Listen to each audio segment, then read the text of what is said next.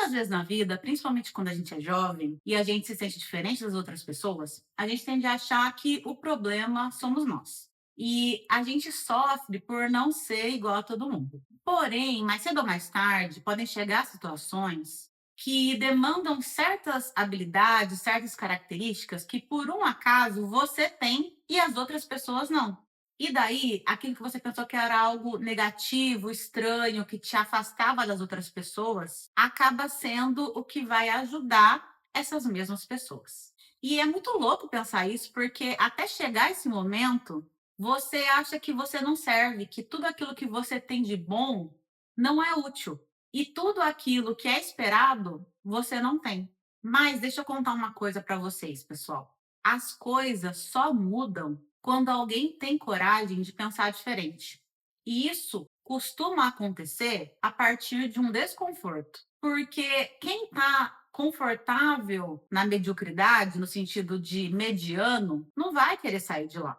Então, eu trago essa reflexão para a gente falar de um filme que eu adoro, que com certeza está na lista dos filmes que eu mais assisti na vida, que é sobre um menininho que consegue falar com os mortos, é discriminado por isso, porém, num determinado momento, ele é a única pessoa que tem o que precisa para salvar a sua cidadezinha de uma maldição centenária. E hoje a gente vai falar sobre Paranormal.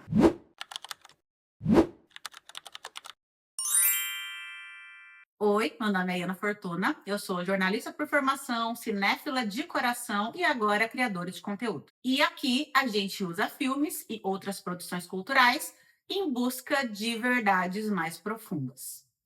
Se você gosta desse tipo de conteúdo, não deixe de seguir e olhar os outros vídeos que já tem bastante coisa. Dessa vez eu decidi fazer um modelo um pouco diferente. Porque eu fiquei meio traumatizada com o Wicked, que me deu muito trabalho. Eu escrevi o roteiro, eu gravei palavra por palavra, porque, principalmente no começo, eu não me sentia segura para colocar um roteiro mais aberto. Eu sempre demorava muito, ficava pensando, achava que não estava bom o suficiente. Então, a solução foi escrever o texto completo, só que isso dá muito trabalho. E isso ficou claro em Wicked, que eu tive que fazer muita pesquisa, o filme, o livro Wicked, o livro do Mágico de Oz, o filme de 39. E depois que eu gravei, eu ainda não gostei do resultado, eu mudei as coisas de lugar. Vocês podem ver que tem muita parte que tá até meio cortada de um jeito estranho. Eu chorei, eu quase não postei, mas eu fiz um combinado comigo mesma que eu não ia exigir perfeição e que eu ia sim colocar minha vulnerabilidade para jogo. Então, não ficou do jeito que eu queria, foi bastante sofrido, eu ainda nem assisti, mas eu enxergo como uma vitória pessoal ter colocado ele. Só que assim, deu realmente muito trabalho,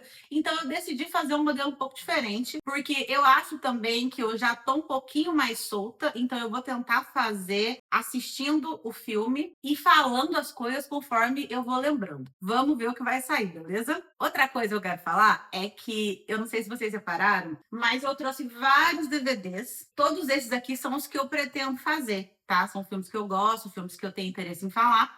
Se vocês conseguirem enxergar e quiserem sugerir, a gente também pode conversar sobre isso. Sem mais delongas, vamos falar hoje sobre Paranormal, que é um filme de 2012 em stop motion da produtora Laika, que é a mesma produtora que fez Coraline, que fez Cubo e as Cordas Mágicas, e eu amo stop motion. Na verdade, eu amo tudo que for difícil. Eu tenho uma fascinação por tudo aquilo que demanda técnica, que demanda tempo de estudo, que demanda um aprofundamento, me fascina muito. Então, eu amo stop motion, eu também amo animação, né, gente? Essa é a segunda que eu tô trazendo para o canal, mas a minha intenção é trazer mais, porque é um dos meus estilos preferidos. E a Laika, que é essa produtora, eu acho ela realmente incrível. O estilo do Paranorman, que é muito parecido com o da Coraline, bebe do expressionismo alemão, que é uma vanguarda artística do início do século XX, que prezava uma estética mais emocional, mais visceral, mais melancólica, com formas distorcidas. Então, cenários tortos, linhas pontiagudas, as espirais, né? Eu amo espiral, é uma das minhas formas geométricas preferidas. Eu até tenho uma tatuagem aqui, ó, que é da Pachamama, que eu fiz no Peru com a minha prima Bruna Te Amo. Enfim, e Paranorman é uma animação que bebe um pouco dessa estética. Outra influência cinematográfica que esse filme traz são os filmes de terror mais antigos, aqueles de baixo orçamento que falavam de monstros, porque o Norman, ele é fascinado por zumbis. Então, o diretor falou isso, que ele é uma homenagem a esse tipo de filme também. E, inclusive, é assim que começa a história, com o Norman assistindo um filme na TV e ele tá muito interessado, tá todo compenetrado e é muito engraçado porque esse filme a gente assiste junto e tem todos os enquadramentos desses filmes mais antigos de terror de baixo orçamento e são referências que você faz automaticamente, são clichês, porque a nossa mente automaticamente identifica aquele padrão e as outras obras elas passam a repetir e assim, os clichês eles começam de algum lugar e eu gosto muito de saber aonde que eles começam, porque uma coisa que acontece muito com quem assiste filmes mais antigos nos dias de hoje é que a pessoa assiste aquele filme e ela fala: ah, mas isso daí é super batido. Mas ela não sabe que quem criou foi esse filme, que quando ele lançou foi uma inovação tremenda. Então, no caso aqui, são os filmes de zumbis, tem a mocinha gritando e fugindo, e é engraçado porque ele tira um sarro, porque ela tá de um lado da sala e o zumbi tá chegando, e o zumbi anda devagar, né? Aí ela começa a gritar. E ela tá toda empenhada em fazer uma boa atuação, só que o fôlego dela não aguenta o espaço que o zumbi tem para andar. Então ela grita, o zumbi caminhando. Ela grita, o zumbi caminhando. Aí tem uma hora que ela olha para a câmera e fala. Tem uma questão também da sexualização, porque nesses filmes a mocinha era normalmente a que sobrava, né? A mocinha sobrevivente, e isso estava intimamente atrelado com a pureza, com o fato dela ser virgem. E tem uma hora que o microfone, assim, de captação, ele aparece no enquadramento, ela joga ele de lado, assim. E esses filmes mais antigos, eles criaram muitas técnicas que são usadas até hoje, de efeitos práticos, para suprir necessidades ali de uma forma que não ficasse muito caro. E o Norman tá assistindo esse filme junto com a avó dele, sentada no sofá. Aí eles têm um diálogo ali, dá pra ver que os dois são muito chegados, né? Muito próximos, e ela fala: Norman, pede pro seu pai aumentar o aquecedor que meus pés estão gelados. Aí o pai dele chama ele para tirar o lixo. Quando ele vai na cozinha, a gente conhece a família dele, que é o pai, a mãe e a irmã, que é a típica adolescente do ensino médio. Ela deve ter uns 16 anos, ele deve ter uns 11. E quando ele fala do termostato, o pai dele surta. E daí a gente fica sabendo que a avó dele morreu. E ele pergunta, mas por que você está falando que sua avó dele responde? Porque ela fala comigo de volta. Aí a mãe tenta apaziguar e fala assim: você está passando por um processo de luto, a sua avó está num lugar melhor. Ele fala: não tá não, ela tá lá no sofá da sala. E assim, o pai e a mãe discutem porque eles têm ponto de vista diferente. O pai fica muito bravo com isso, ele não sabe lidar, então ele lida com agressividade e a mãe sempre tenta apaziguar. E a personagem da mãe é um estereótipo que, ao mesmo tempo que eu gosto de observar como que elas são feitas, mas também me irrita, que é o arquétipo da esposa equilibrada, que é aquela mulher que é naturalmente compreensiva, amorosa, honesta, é da essência dela ser totalmente pacífica e equilibrada, normalmente para contrapor com o cônjuge dela, que é uma pessoa imatura, é uma pessoa egoísta, é uma pessoa que vai ter vários defeitos ali e que normalmente vai crescer no arco narrativo. Então, ele vai ter muitas mudanças, mas ela começa e termina boa. Então, é uma personagem rasa. Eu gosto de observar essas personagens porque eu acho interessante a gente entender o que é ser bom, o que é ser boa, principalmente para a mulher, em diferentes épocas. Então, um dos exemplos, que é um dos mais icônicos para mim, é a Senhora Darling, do Peter Pan, mas tem muitas outras. Eu vou ver se eu consigo me lembrar e trazer aqui alguns outros filmes. Nos filmes do Adam Sandler tem muito, e eu não gosto, mas muitos filmes têm. E elas são muito legais, mas me incomoda muito que elas não têm um arco dramático delas mesmas. Elas começam e terminam da mesma forma e elas servem mais como um apoio para esse personagem masculino. E essa mãe do Norman, ela é essa esposa equilibrada. E tem a maior paciência do mundo com os desmandos do pai e também, por outro lado, também tem um amor muito grande pelo Norman e busca compreender o filho dela. Aí o pai surta, a irmã surta, e a gente percebe que ninguém entende ele vai pro quarto, e o pai começa a brigar com a mãe, falando que, com certeza, ele puxou essa loucura do lado da família dela, porque ela tem um irmão que é, tipo, o isolado da família, que todo mundo acha que é meio pirado, então ninguém convive com ele. E ele fala: com certeza esse cara tá aqui colocando caraminhola na cabeça do Norman. Ela fala: mas ninguém vê ele faz tanto tempo, né? Ele nem sabe quem que é o Norman, mas na verdade ele sabe, porque daí na outra cena a gente vê ele acompanhando os passos do Norman há muitos anos. E é muito triste a vida do Norman inicialmente, porque o pai dele, ele chega a ser até às vezes cruel. E ele convive muito bem com os fantasmas que ele vê, mas todas as outras pessoas acham que ele é uma aberração. Ele vive numa cidade pequenininha, aquela típica cidade americana, e a gente vê ele acordando, escovando os dentes, e a gente vê que ele tem uma obsessão por zumbis. E eu me identifico com o Norman porque eu fui essa garotinha esquisita, essa garotinha que tinha gostos estranhos, que os pais não entendiam. Eu era muito apaixonada, né, por histórias de fantasma, eu tinha uma certa obsessão com a morte, tipo aqueles autores românticos, sabe? Tem toda uma escola literária que tem essa fascinação com a brevidade da vida. E eu era essa menina que as pessoas não me entendiam muito. Meus pais, eles me apoiavam como eles podiam, mas eles questionavam, né, por que eu tinha esses gostos, eu também não sabia explicar muito bem. Era uma maneira que eu tinha de me expressar. Então eu me identifico com o Norman, como às vezes é mais fácil você viver sozinho do que você lidar com a rejeição e com o estranhamento de novo e de novo. E na cena que ele sai no caminho da escola, dá para perceber muito isso, que os vizinhos ficam olhando ele torto, ele cumprimenta os fantasmas no caminho, que daí tem vários fantasmas ali, tem a vizinha dele que morreu eletrocutada,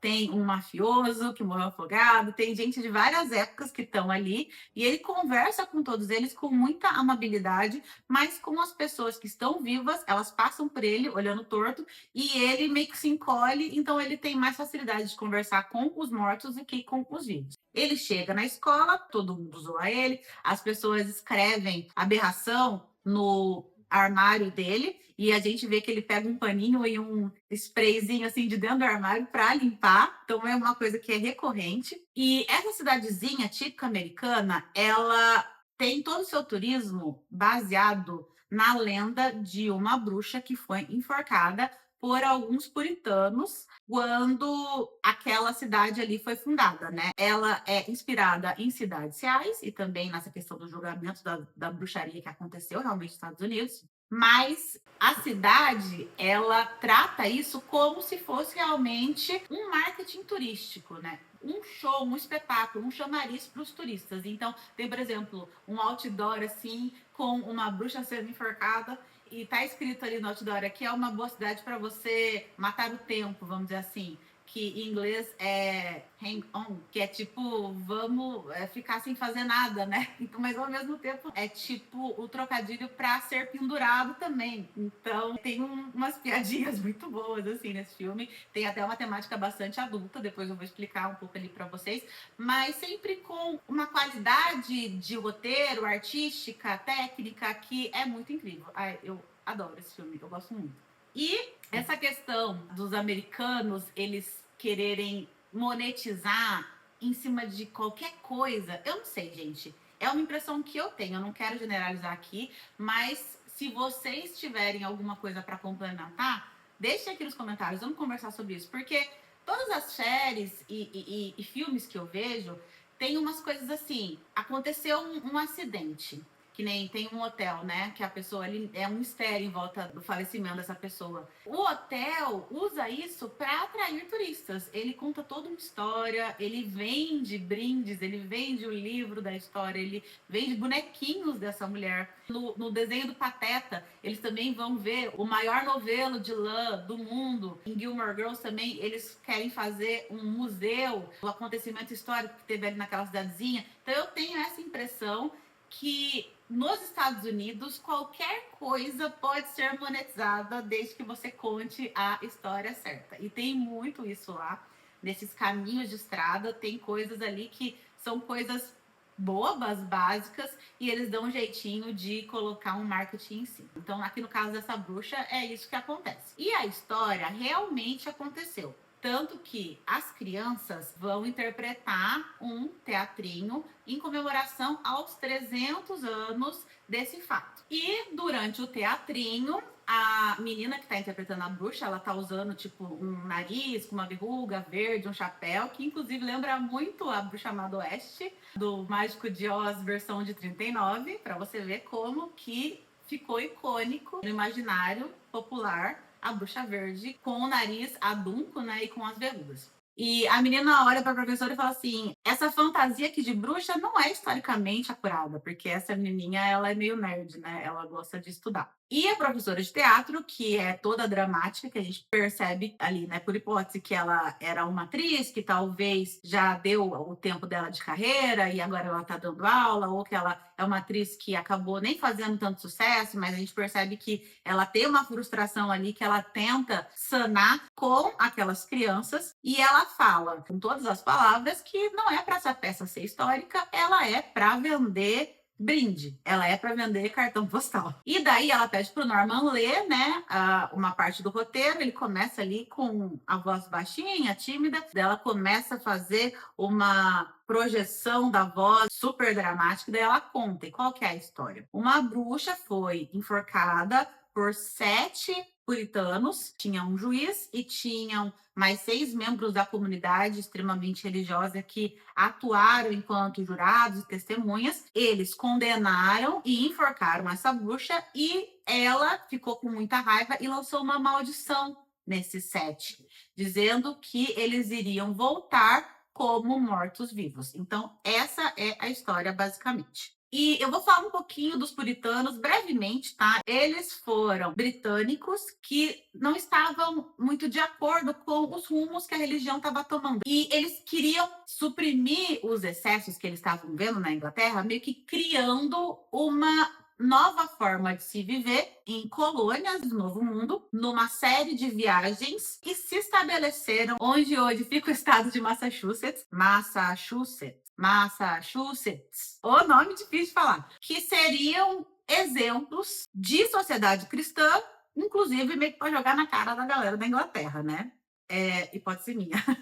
Mas é isso, eles queriam formar uma sociedade mais de acordo com aquilo que eles acreditavam. E eles eram muito rígidos, eles eram intolerantes, eles eram severos, que criaram leis em que o Estado e a religião se misturavam, era a mesma coisa, então eles viviam uma teocracia. E eles meio que entendiam que se uma pessoa estivesse pecando, toda a comunidade pecaria junto. Então, eles cuidavam muito um da vida do outro. E esse fanatismo foi o que gerou uma série de perseguições a mulheres, normalmente. O mais conhecido, não, o mais famoso é o julgamento das bruxas de Salem, que aconteceu em 1692, 1693, e que resultou na execução de 20 pessoas e na prisão de mais de 200. Esse episódio ele é considerado um dos maiores exemplos de histeria coletiva, fanatismo religioso e colapso do sistema jurídico da época.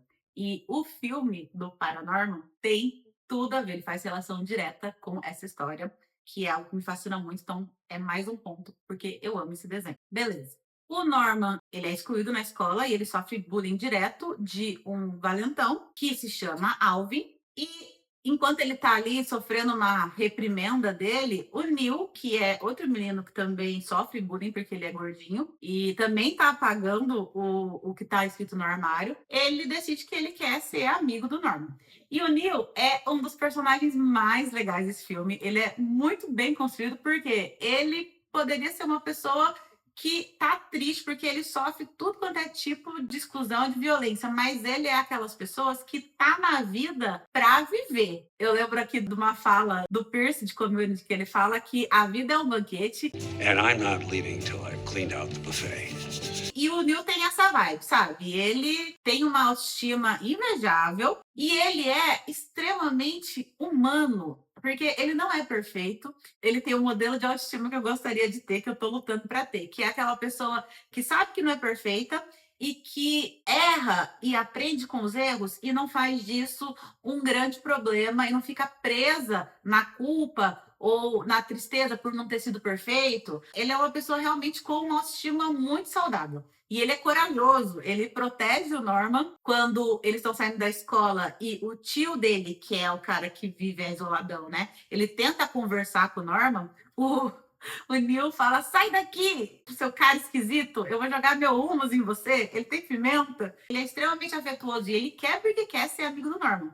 Aí ele chama o Norman para eles irem brincar no quintal dele, porque ele perdeu o cachorrinho e ele enterrou no quintal e ele quer saber se o espírito dele ainda tá lá. Aí o Norman vê ele diz que ele foi atropelado por um carro de um veterinário, né? Que é triste e irônico. E ele chama o Norman pra lá, eles brincam, o cachorrinho tá realmente lá, daí tem uma interação que é super bonitinha, divertida. E ele pergunta pro Norman se todo mundo que morre vira fantasma. Daí ele fala que não, que é normalmente as pessoas que têm alguma coisa que precisa resolver ou que teve uma morte muito violenta. Que faz parte da mitologia, não só desse filme, mas de muitos livros, de muitas histórias de fantasma, normalmente tem essas condições. São os assuntos pendentes, né? O Gasparzinho tem isso também. O irmão do Neil, que é o Mitchell, ele é um cara que também tá no ensino médio, ou no começo da faculdade, não fica muito claro. Mas ele é o típico jogador de futebol americano, saradão, e a única preocupação que ele tem é a van dele, o carro, então ele fica consertando. E quando ele vê que o Neil tá andando com o Norman, ele fala pro Neil não se envolver com essas pessoas esquisitas. Então ele tem aquele pensamento, mas ele tem um bom coração, e a gente vai ver isso mais pra frente no decorrer do filme. Ok, chega o dia da apresentação da peça e estão todos os pais assim assistindo, todos eles com a câmera ligada, e daí o pai tipo fica bravo assim, mexendo na câmera dele e fala assim: "Ah, agora eu nunca mais vou conseguir me lembrar desse momento".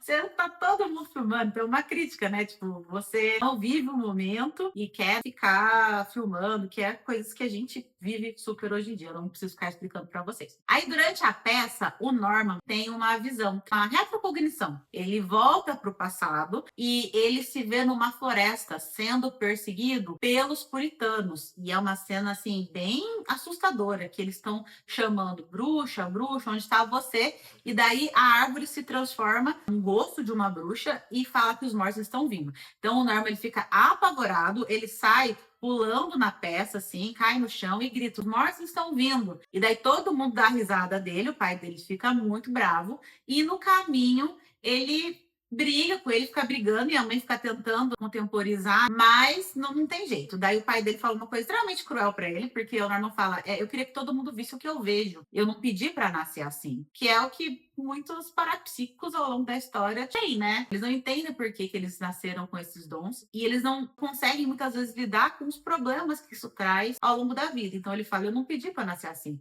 Aí o pai responde: muito engraçado, porque a gente também não. Nossa, vai no coração essa cena. Aí, tipo, a gente vê que ele, nossa, isso entra fundo assim no coraçãozinho dele e ele responde com raiva. Ele fica bravo porque, né, a gente já conversou aqui também no filme do Jardim Secreto que a raiva muitas vezes é um jeito mais fácil de lidar com a dor, porque ela tem esse sentimento de controle, né, de você estar controlando a situação. E daí a mãe fala: as pessoas às vezes falam coisas que parecem cruéis, mas elas só estão com medo. Isso vai ser importante pro final. Aí o Norman responde: mas eu sou filho dele, ele não tinha que ter medo de mim. Ela fala: mas Norman, ele não tem medo de você, ele tem medo por você. Aí no outro dia na escola, tá todo mundo zoando ele, porque tava todo mundo lá na festa, todo mundo já tá sabendo, né? E ele vai se esconder no banheiro, o Alvin tá ali escrevendo, né? Pichando, escrevendo nos bots, e tudo começa a tremer. O tio dele aparece em formato de espírito, porque o tio dele morreu na casa do topo da colina, porque ele era o senhor estranho da casa do topo da colina, tipo, bem estereotipado, né? E ele morreu ali porque ele estava doente, ele estava vivendo tomando remédios, e ele precisa passar para o Norman a função de ler um livro para a bruxa, porque todo ano, nessa data, ele era responsável por ler esse livro, aonde fica o túmulo dela, para que a cidade possa viver mais um ano. Se não fizer isso, a maldição vai se cumprir e os mortos vão se levantar das tumbas. Então, é uma designação, é uma missão que é passada nessa família desde que aconteceu, há 300 anos. E não fica muito explicado por quê, mas quem fazia era o tio do Norman, e agora que ele morreu, ele tá passando essa função pro Norman. Então ele fala que ele tem que ir lá buscar o livro na casa dele, junto do corpo dele, porque ele tava segurando quando ele morreu, e o Norman não quer fazer isso, né? Ele reluta ao chamado da missão, que é normal para a jornada do herói, mas ele precisa fazer isso, porque ele conversa com a avó dele e ela encoraja ele, e eles têm uma conversa super legal, e ele fala que ele tá com medo, mas ela fala que tá tudo bem ter medo, desde que aquilo não mude quem ele é. E daí ele decide ir lá buscar o livro. Então ele vai de bicicleta, tem que ser no pôr do sol para ler o livro daquele dia, e tem que ser no túmulo da bruxa. Enquanto ele vai de bicicleta, ele passa pelo Alvin, que ele tá fazendo um break dance ali para tentar impressionar umas meninas, que ele é um pouco mais velho, né? Já tá nessa fase ali de começar os namorinhos. E ele fica muito bravo porque ele passa correndo e ele acaba com o show dele e ele vai atrás do Norman. Daí o Norman vai pra casa do tio dele. Tem uma cena ali muito engraçada que ele fica tentando tirar o livro da mão dele, não consegue, bate com a cabeça do tio dele embaixo da mesa, assim, depois o tio dele cai em cima dele, a língua dele cai pra fora, enfim. Ele consegue finalmente tirar e ele vai de bicicleta aonde é o túmulo dos puritanos que foram amaldiçoados pela bruxa. Então estão todos os túmulos meio que num círculo. Ele vai começa a ler, e quando ele começa a ler, ele descobre que é um livro de contos de fada. Começa, era uma vez uma princesa que morava num castelo, e daí ele tipo fica, o que é isso? E nisso chega o Alvin. O Alvin impede ele de ler, acontece toda uma cena dramática.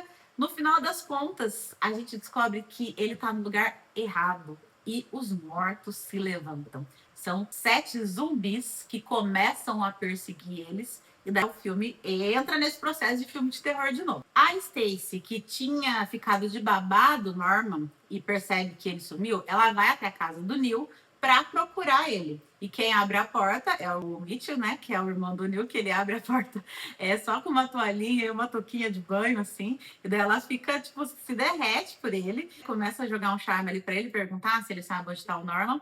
O Neil fala que acha que sabe onde ele tá, porque ele protegeu o Norman do tio dele, então ele sabe mais ou menos o que ele tava falando. Daí eles pegam a van, o Mitchell vai dirigindo, e eles vão atrás do Norman. Daí eles encontram o Norman sendo perseguido pelos zumbis, e ali rola toda uma perseguição. Interrompemos essa programação para dar um recado importante. Quem está apenas ouvindo provavelmente não vai perceber, mas quem está assistindo o vídeo vai ver que eu tô diferente. Tô com a mesma roupa, mas o cabelo, o brinco, provavelmente até a iluminação podem estar diferentes. E isso tem um motivo. Isso é porque, quando eu estava editando, eu descobri que a última parte da análise estava completamente muda. O microfone, esse trocinho aqui, deixa eu até olhar para ver se tá tudo certo. Mas o microfone, ele desligou e eu não percebi, vocês acreditam? Ai, meu Deus. E como desgraça pouco é bobagem, vocês lembram que eu falei que todos os meus roteiros eu faço palavra por palavra, só que nesse especificamente eu ia fazer de uma forma mais espontânea? Pois é, gente, tô tendo que gravar tudo de novo no MOOC, na raça. Até porque normalmente eu faço vídeos de até meia hora e daí eu desligo e recomeço para ter blocos mais organizados. Mas dessa vez especificamente eu me empolguei e o último vídeo, que é esse que não tem som, tinha basicamente 1 hora. Eu fiz praticamente toda a análise do filme num fôlego só e não tinha som. Enfim, por isso curtam esse vídeo, compartilhem, me ajude a ter alcance, me ajudem a dar visibilidade, porque olha, tem dias que a vontade de desistir é grande. Então agora eu tô aqui num outro dia refazendo essa parte e vamos continuar. A gente parou quando ia começar a perseguição. Mas antes disso, enquanto o Norman e o Alvin eles estavam no círculo dos túmulos, morrendo de medo dos zumbis, o Norman, que consegue falar com os mortos, percebe que o juiz está tentando falar uma coisa para ele. Ele diz: você deve parar. Mas, como eles estão apavorados demais para fazer qualquer outra coisa que não seja sair correndo, é isso que eles fazem. Eles correm até a casa da colina, a casa do tio dele, e se trancam lá. Aí o Alvin pergunta: eles vão comer nossos cérebros? Aí o Norman responde: você tá tranquilo. Aí o Alvin fala, ufa, ainda bem. Pera. E eu amo essas piadinhas do não pera.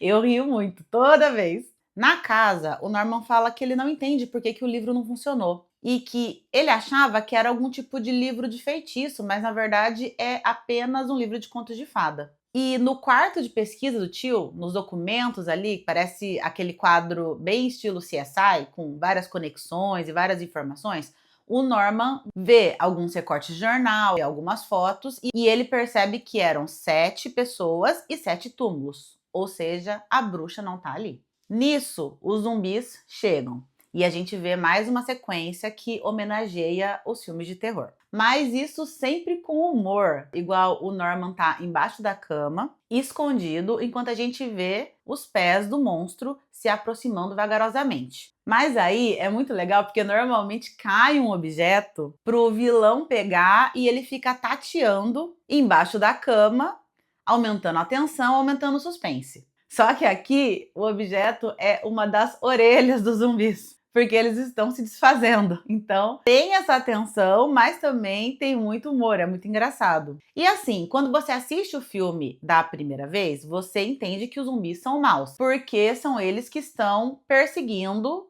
os personagens. Mas os diretores, que são o Sam Fell e o Chris Butler, constroem essa cena de um jeito ambíguo, que quando você assiste uma segunda vez, você percebe que pode ser interpretado de diversas maneiras e você não tem certeza se é isso mesmo. Isso é muito importante para construir toda a linha narrativa, a linha de interpretação que vai culminar num plot twist. E a gente vai falar um pouco mais sobre isso mais pro final.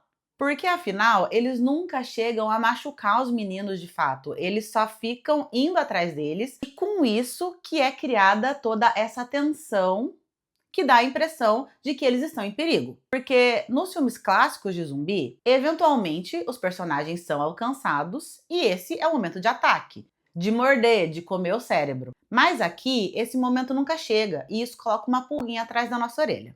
Bom, eles finalmente conseguem sair da casa e aqui tem uma outra cena clássica, que é um corredor de uma casa antiga, todo tenebroso ali, em que os zumbis estão vindo até eles e quando o Norman abre a porta para escapar, tem um dos zumbis aguardando lá de fora. E essa zumbi é uma mulher, e ela tem uns dentões assim, e ela vai pra cima deles com tudo, e ele fecha a porta na cara dela, que fica com a boca presa na madeira. Então, como esse filme ele é feito para crianças, esse equilíbrio entre humor e medo, ele é feito com muita competência, em que os diretores conseguem achar um balanço muito eficiente, e é muito legal, porque eles misturam, além de tudo, um pouco de sarcasmo, um pouco de humor adulto e, claro, reflexão e até crítica social. Voltamos então à cena da perseguição, em que o Mitchell para a van no meio da estrada, porque do nada um zumbi se coloca na frente do carro e ele bate nele e ele vai prestar os primeiros socorros, mas quando ele vira o rosto do zumbi para ele, ele percebe que ele tá se mexendo, embora a cabeça esteja desconectada do corpo.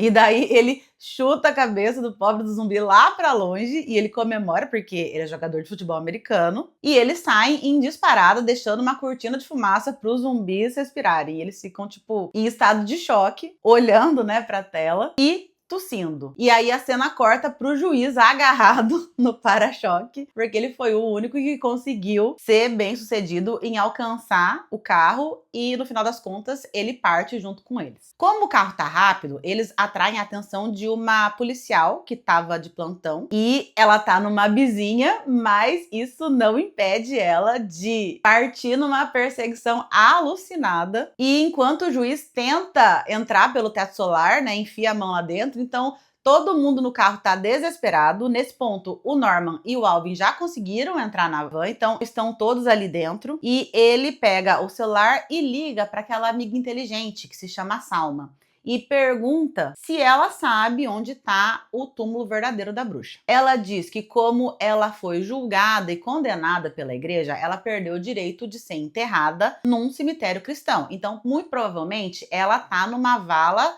comum e que o lugar que pode ter o local exato desse registro é a prefeitura. Por isso, eles se direcionam para lá. Nisso, os zumbis estão chegando na cidade e a professora de teatro, ela tá indo levar o lixo e ela tá com o cabelo cheio de bobs, né, e uma máscara na cara, e quando ela vê os zumbis, ela sai gritando desesperada porque ela tem plena convicção de que eles vieram ali para atacar ela. O juiz finalmente consegue entrar na van pela porta traseira e, com o susto, o Mitchell acaba perdendo o controle e eles despencam um morro abaixo. E depois de tanto rolar, é aquele clichê, né, que o carro para estacionado perfeitamente numa vaga e todo mundo respira aliviado achando que vai ficar bem e do nada a van simplesmente se desmonta toda. Aí o Mitchell corre para ela gritando: "Baby, me desculpe, vai ficar tudo bem. A gente vai superar isso junto." E a irmã do Norman, a Courtney, ela acha que ele tá falando com ela. E na outra parte do vídeo, eu chamei a Courtney de Stacy. Então, só pra corrigir isso aqui. Mas são nomes que a gente reconhece porque são nomes de líder de torcida, então acabei fazendo uma confusão aqui. Na cidade, os zumbis estão andando todos juntos e quando eles entendem no que a cidade se tornou, eles ficam horrorizados, porque tem outdoor com um cassino, com uma bruxa vestida com um maiozinho, tem filmes violentos na TV,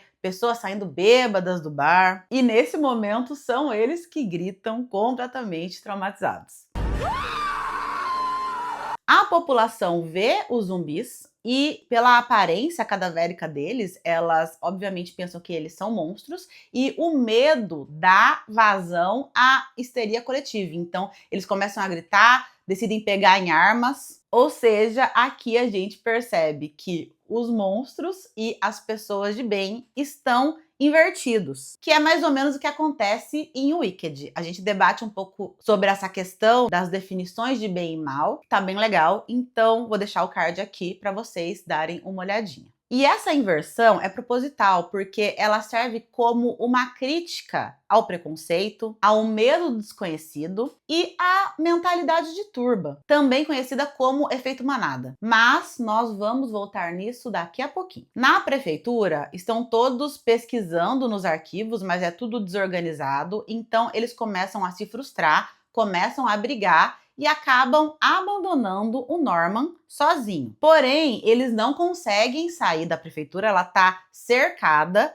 mas não é pelos zumbis, e sim pelos comerciantes, pelos moradores pacatos, que, na verdade, agora se mostra como uma população completamente ensandecida. Dentro da prefeitura, os zumbis, tudo indica que eles vão atacar ele. Então eles vão caminhando lentamente em direção a ele e ele, amedrontado, foge, carregando o livro em direção ao telhado. Quando ele chega lá fora, o céu está completamente tomado por uma tempestade de raios e fumaça que formam um rosto terrível de uma bruxa. Mas mesmo com medo, ele começa a subir uma daquelas escadas, que eu não sei se são de antena ou se é de caixa d'água, mas aquelas escadas que não tem muita segurança, para ficar o mais próximo possível e ler o livro para ela. Quando ele tá quase chegando, ele é atingido por um raio e ele cai no chão desacordado. Nisso, ele vai pro dia do julgamento. Novamente, ele tem uma retrocognição. E ele acorda em um lugar escuro, sombrio, tomado por um sentimento muito grande de pavor, e à sua volta, em um púlpito que dá aquela sensação, né, de autoridade, estão todos os puritanos que acusaram a bruxa, que nesse momento a gente vê que era uma garotinha de 11 anos, chamada Agatha, que inclusive tem traços parecidos com o Norman, o que me leva à hipótese de que ela é uma parente distante dele. E assim como ele, ela também tem a capacidade de falar com os mortos. E é por isso que ela é condenada em um julgamento completamente injusto e, na hora do desespero, perante a iminência de uma execução tão terrível, ela joga uma maldição neles. Nesse momento, o Norman volta para o presente e finalmente ele escuta o que os zumbis têm a dizer. Eles falam que ele é o único que tem a habilidade de falar com ela e é daí que vem o "você tem que parar", que é a frase que o juiz Hopkins falou lá no comecinho. É "você tem que parar a maldição". E eles mostram ali que eles estão profundamente arrependidos pelo que eles fizeram. Eles dizem que eles estavam com medo e que em vida, eles achavam que sabiam o que era certo. Porém, na morte, eles estão perdidos. E eu acho que isso acontece muito com pessoas que vivem uma vida a partir de uma visão rígida da moral, muito arrogante, muito soberba, e que julgam o comportamento dos outros sem ter empatia. São pessoas que acham que sabem o que é certo e acham que as pessoas devem viver de acordo com os próprios valores. E quem não faz aquilo que elas acham que deveria ser feito, elas julgam, elas condenam, elas falam mal. E eu percebo, e é uma hipótese minha, tá? Que essas pessoas chegam no final da vida e quando elas têm a oportunidade de avaliar o caminho passado, não é nem aqui igual no filme, que eles já morreram e já viraram zumbis, tá? Eu tô falando às vezes do final da vida, que as prioridades mudam, que você começa a ver que poder, que dinheiro, fama, a opinião pública já não faz mais sentido perante a incerteza da morte ou o que vai existir do outro lado. E muitas vezes essas pessoas se arrependem. Eu já vi que existem, inclusive, relatos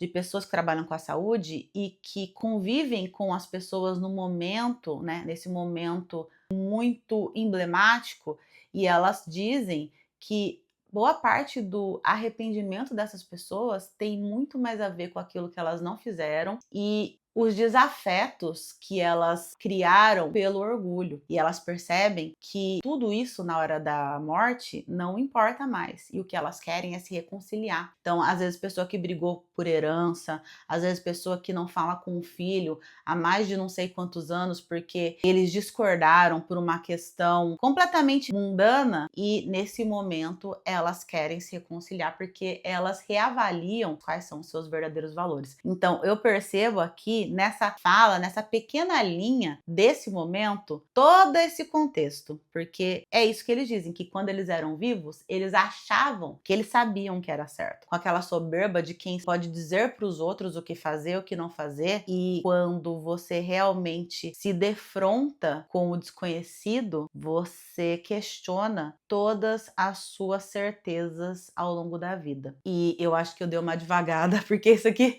não estava no meu roteiro, mas espero que eu tenha me feito entender. O Norman, obviamente, fica muito bravo com o que eles fizeram, mas eles vêm com muita humildade dizendo que o Norman é o único que pode parar a maldição. E daí ele entende porque que é um livro de conto de fadas, que é uma história para fazer uma garotinha dormir por mais um ano. Só que o Norman olha para aquela situação e ele fala: se eu for lá e ler esse livro, ela vai adormecer, mas isso nunca vai parar. Então, alguém precisa ir conversar com essa menina. E serei eu. Os companheiros do Norman não conseguiram sair do prédio, que tá pegando fogo, porque uma menininha de uns 6 anos de idade arremessou um ursinho incendiado pela janela, como se fosse um coquetel Molotov. E quando eles veem que o Norman tá saindo, guiando os zumbis pra fora, a Courtney, ela revira o olho e fala: eu não acredito. Mas eles vão junto com ele, porque mesmo sem entender, eles confiam no Norman. Eles sabem que ele tá tentando ajudar todo mundo. Lá fora, a população quer de todo jeito capturar o Norman e os zumbis. Eles estão com tochas, com forcados, como se estivessem mesmo em outro século. Tanto que um dos moradores começa a gritar: enforca eles! E daí uma mulher fala: a gente não pode enforcar eles, a gente tá no século XXI. Aí ele olha pra ela e fala assim: tá, então queima eles! Todo mundo, uau! Ou seja, eles estão agindo como os verdadeiros monstros, raivosos, barulhentos, que são incapazes de dialogar. E os pais do Norman chegam ali no meio e a mãe começa a falar: vocês querem parar de agir como uma turma ensandecida. E aqui a gente vai falar um pouquinho sobre o que é nessa mentalidade de turba, ou também chamado de efeito manada. Esse termo foi cunhado pelo Freud no seu livro A Psicologia das Massas e Análise do Eu, de 1921, em que ele analisa como o comportamento das pessoas muda drasticamente quando elas estão em um grupo. E isso acontece porque quando o indivíduo entra numa multidão, a sua personalidade consciente, ela desaparece. O seu controle racional diminui. As inibições sociais e morais caem por terra e são liberados impulsos primitivos, agressivos, que normalmente essa pessoa esconderia. Além disso, ela sente uma espécie de poder de invencibilidade, permitindo que ela faça em grupo o que ela jamais teria coragem de fazer sozinha. Outras características desse comportamento são se tornar muito sugestionável, acreditando em teorias da conspiração e discursos inflamados, sem necessariamente exigir provas lógicas. Ou seja, a pessoa não está pensando direito, ela está indo pela emoção. Ela também perde a capacidade de enxergar nuances, ela só consegue enxergar bom e mal, certo, errado. Não tem espaço nem tempo para debate. E por fim, ela tem uma tendência muito maior a acreditar em ilusões, preferindo o que é emocionalmente reconfortante, ainda que real, a uma verdade nua e crua, uma verdade desconfortável. E essa teoria explica, dentre tantos outros, o caso do julgamento de Salem, que a gente cita aqui nesse vídeo, que é muito parecida com o que está acontecendo nos dias atuais, porque o filme está falando de uma cidade moderna, que em tese tem muito mais informação, que deveria saber mais. Porém, num momento de medo e de pânico coletivo, os cidadãos considerados normais se transformam rapidamente em seres intolerantes, violentos e destrutivos. Então, qual que é a sacada genial desse filme? É essa repetição da história, porque séculos atrás foi esse mesmo medo e essa ignorância que levou os puritanos a condenarem e executarem uma criança. E é esse mesmo sentimento que faz hoje com que as pessoas da cidadezinha tratem tão mal o Norman, isolem ele, persigam ele, olhem ele com preconceito. Ou seja, o tempo passou, mas o comportamento permanece. Mas nesse momento, a Courtney, pela primeira vez, se levanta em prol do irmão e começa a gritar com aquela multidão, falando assim: vocês são adultos, vocês precisam parar de tentar matar o meu irmão. E o Mitchell vem em socorro dela, dizendo que o Norman tá tentando salvar eles da maldição e tudo que eles querem é queimar e matar, queimar e matar. E nisso, todos eles dão as mãos. O Mitchell, a Courtney, o Neil, o Norman e até o Alvin, fazendo uma corrente de proteção dos zumbis e mostrando ali o poder da união, de se relacionar uns com os outros, de construir uma amizade mesmo com o diferente. E nisso parece que as coisas vão se apaziguar. Porém, a bruxa ainda tá com raiva. Ela dá um grito lá de cima, arranca a estátua da bruxa velha e corpulenta que estava no meio da praça, e aí o Norman decide que ele vai falar com ela. E nessa parte é muito engraçada porque ele pede uma carona pro pai dele, e daí vão no carro a mãe, o pai, a Courtney, o zumbi, o juiz Hopkins e ele do outro lado. E parece tipo uma viagem de férias em família, porque a Courtney fala: mãe, fala pro zumbi ir mais pro lado dele. Aí o Norman fala: você não pode usar a palavra com Z, ele fica ofendido. E o juiz no meio fica todo chateado e a gente não entende o que ele fala, então ele fica murmurando assim. É muito engraçado, é muito bonitinho. Aí eles finalmente chegam perto da onde está o túmulo, que é uma árvore antiga, e o Norman vai sozinho, porque ela tem um poder muito grande, ela vai fechando tudo, mas o Norman, ele vai se enfiando por ali até que ele chega perto. E ele tenta começar a conversar com ela, só que ela não quer ouvir. Ele diz que ela não conhece ele, mas que ele conhece ela, e que de certa forma eles são muito parecidos. Aí ela fala: você é um menino e você não tá morto, então o que a gente tem de parecido? Aí ele fala, mas eu sei como você se sente. Aí ela fala, não, você só quer me fazer dormir e eu não vou dormir de novo. Aí ela faz nascer um monte de espinho debaixo da terra, faz o chão tremer todo. E a Egg, ela se encaixa em um tropo de terror muito comum chamado o espírito vingativo. E tropo é outro nome para clichê. Ou seja, é uma ferramenta de construção narrativa que ajuda o roteirista a economizar tempo. Porque, como tem características muito bem definidas, o público já entende a lógica da situação sem precisar dar grandes explicações. Por exemplo, no terror, como a gente falou, tem a Final Girl, que é a garota que sobrevive ao assassino. Também tem o carro que nunca liga quando precisa ou que só vai ligar no último segundo. Tem a divisão genial do grupo ou mesmo a investigação do barulho esquisito no porão à noite sozinho, quando claramente o personagem deveria sair da casa e ir embora. Em filmes de zumbi, tem, por exemplo, aquele personagem que só vai mostrar que foi mordido no último segundo, ou aquele personagem que encontra o zumbi que já foi um membro da família ou um namorado, namorada, e ele hesita em apertar o gatilho porque ele acha que ele ainda tá ali em algum lugar, e normalmente essa decisão custa a vida de outros personagens. E quando a gente fala de espírito vingativo no cinema, a gente precisa entender qual foi o trauma gerador. No caso da Egg, ela é uma criança que sofreu uma injustiça brutal e morreu apavorada e num nível de fúria inimaginável. Essa carga emocional é tão violenta que impede que ela faça a passagem porque ela tá presa na dor daquele momento.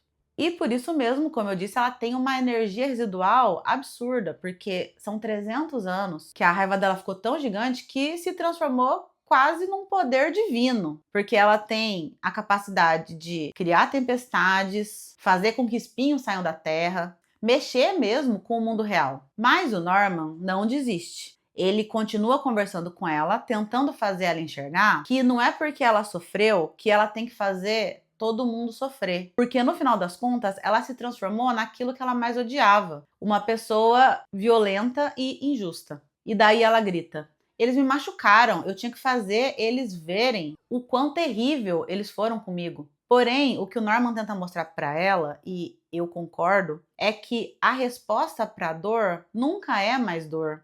Dor mais dor é só dor. Quem faz os outros sofrerem não deixa de sofrer. Você pode sofrer injustiças, a vida muitas vezes ela é injusta, mas mesmo com razão, você ficar nesse lugar de raiva te prende numa situação que não vai mudar se você não tiver a iniciativa de querer sair dali. Não existe alívio na raiva. Tem uma frase, eu acho, que fala que a gente perdoa os outros pra gente mesmo. E eu acho que é muito real. Você perdoa alguém é pra você se libertar. Porque às vezes a pessoa nem sabe o mal que ela te fez. E mesmo que ela saiba, ela não vai fazer diferente, às vezes não vai te pedir desculpa, ela vai continuar vivendo com a vida dela. Você vai precisar escolher não querer mais sentir aquilo. Eu não quero cagar a regra, eu sei que cada caso é um caso. Você tem todo o direito de ter ódio, você tem todo o direito de se sentir injustiçado, você tem todo o direito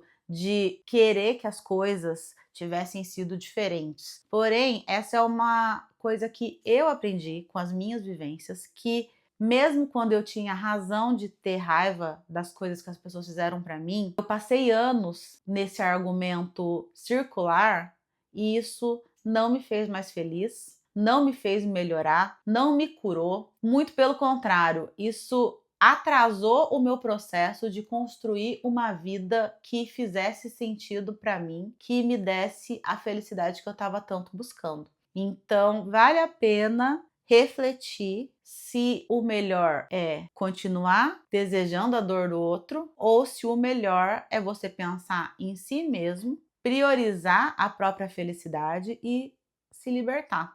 E ele fala para ela que com o tempo a garotinha que existia foi desaparecendo e só sobrou o rancor. E que isso impedia que ela visse as pessoas boas que ela teve na própria vida, porque ela só conseguia se lembrar das más.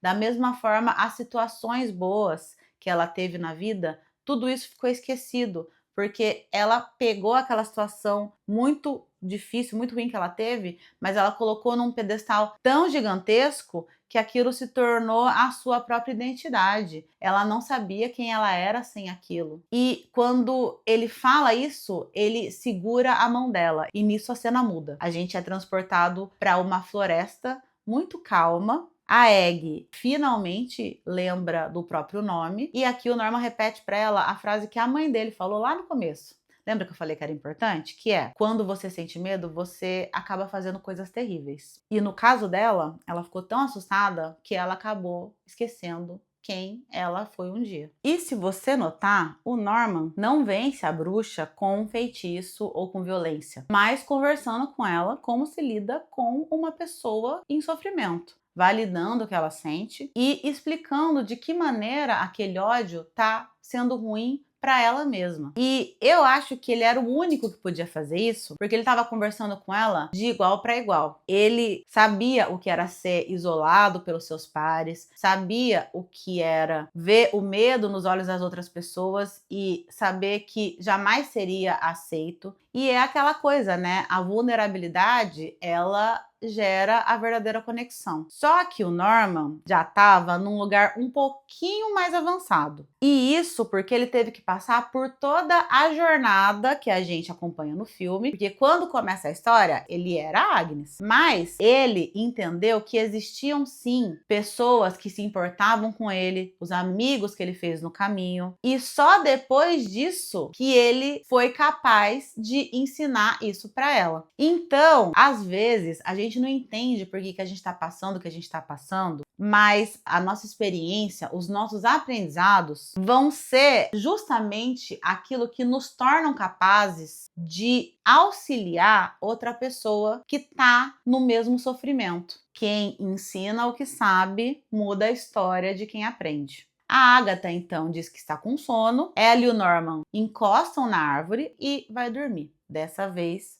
para sempre. E assim que o espírito se desmaterializa, os puritanos também são libertados. E é assim que termina a história do Norman, com a cidade salva e ele ganhando novos amigos, inclusive o Alvin. Ah, e aqui a gente descobre que o Mitchell é gay. E ele é o primeiro personagem abertamente gay em uma animação infantil. E é engraçada essa cena porque a Courtney chama ele para ir no cinema. E daí ele fala, claro, vamos sim, você vai adorar conhecer meu namorado. Ele também se amarra nesses filmes de menininha. E ok, ele fala filmes de menininha de uma forma pejorativa e isso me irrita profundamente, mas nada é perfeito. E essa cena faz a gente refletir como esse roteiro realmente faz um trabalho brilhante de manipulação das expectativas, que é, né, a questão do plot twist, que eu comentei que eu ia falar, que é essa reviravolta inesperada que muda a maneira como que a gente enxerga todo o enredo. Pelo menos nos 2 primeiros atos, a gente compra a ideia daquela bruxa clássica. E o plot twist, né, é que essa bruxa nunca existiu, na verdade ela era uma criança. E quando a gente sabe disso, muda a nossa perspectiva sobre tudo que aconteceu até ali. Então, gente, basicamente esse filme usa o cinema de terror para entregar uma história incrível com uma mensagem linda sobre aceitação do diferente, sobre cuidado com os julgamentos e sobre como a raiva muitas vezes é apenas um escudo que esconde uma dor muito mais profunda.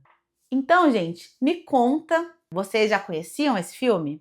Vocês gostaram da minha análise? Vocês têm sugestões? Vocês têm dúvidas? Vamos conversar nos comentários. Uma outra coisa que eu vou colocar na legenda, algumas informações, principalmente porque eu citei muita coisa, né? Coloquei muitas imagens no começo do vídeo, então eu vou tentar deixar na descrição do vídeo para que vocês possam pesquisar, aprofundar as pesquisas e não deixe de curtir, compartilhar, se inscrever. Curta muito, gente, comente muito, me ajude a engajar esse vídeo, eu vou ficar muito grata. E agradeço também a companhia até aqui. Até o próximo vídeo.